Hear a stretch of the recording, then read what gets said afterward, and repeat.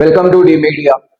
అఘోరా ఇవాళ సోషల్ మీడియాలో చాలా వైరల్ అవుతున్న వార్త, కానీ కంపరం పుట్టిస్తున్న వార్త కూడా ఇది. ఎందుకు? అఘోరాలు అనేవారు శివుడి భక్తులు.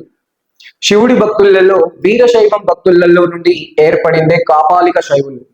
మరి కాపాలిక శైవుల నుండి సపరేట్ చేయబడిన వర్గమే ఇక్కడ అఘోరాస్.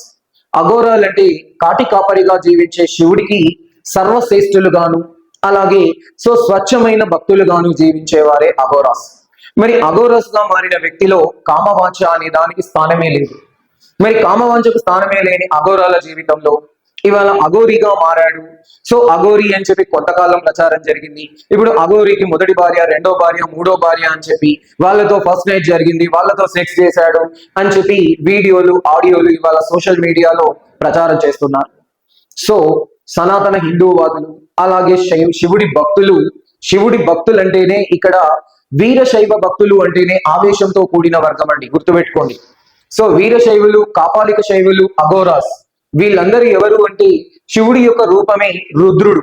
మరి ఆ రుద్రుడి యొక్క భక్తులే వీరంతా. చాలా ఆవేశంతో ఊగిపోయేవారు కాబట్టి వారి కోపానికి మీరు బలి కావద్దు.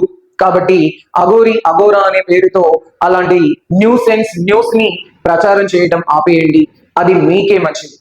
Thank you. Please subscribe our channel and support me.